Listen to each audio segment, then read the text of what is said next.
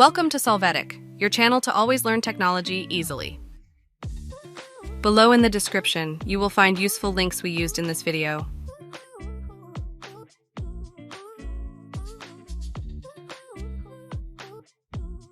Today in Solvetic, we will see how to change the language in MetaQuest 3. We will start by clicking on the Quick Settings access and then click on Settings.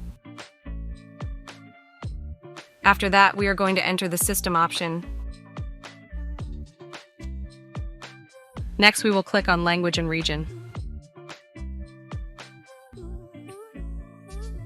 Here you will see a drop-down menu where you can choose the language and the region to which it belongs to choose it.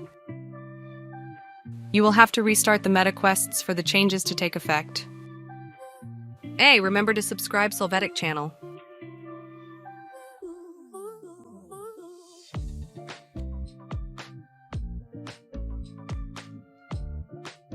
We hope it has been helpful for you.